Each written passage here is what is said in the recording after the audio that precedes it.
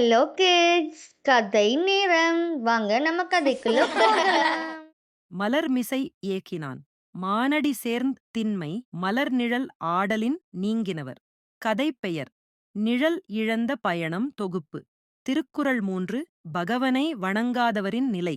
ஒரு வெயில் கடந்த நாளில் ஒரு சிறுவன் சாகரி என்றவன் ஒரு கிராமத்திலிருந்து அருகிலுள்ள மலைக்குப்புறத்தை நோக்கி தனியாக பயணமாகினான்.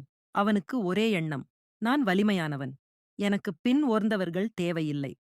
அந்த வழியில் ஒரு வயதான பெரியவர், முனியாண்டி ஆசான், ஒரு பெரிய மலர்ந்த மரத்தின் நிழலில் நின்று சாகரியை அழைத்து சொன்னார்: குழந்தா, இந்த வழி வெயில் அதிகம்.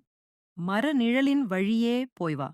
தண்ணீரும் நிழலும் இருக்கிறது. ஆனால் சாகரி சிரித்து பெருமையுடன் சொன்னான்: நான் தானாகச் செல்லுவேன், எனக்கு துணை தேவையில்லை.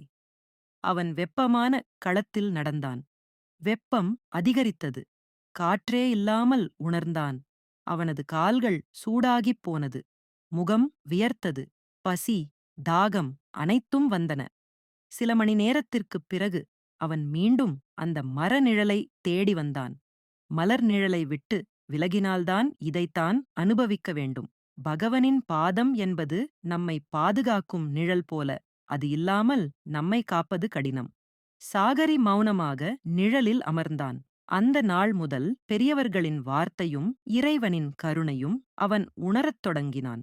கதையின் நெறிமுறை: பகவனை வணங்குவது என்பது நம்மை வாழ்வின் வெப்பத்திலிருந்து காத்திடும் நிழல் போலது.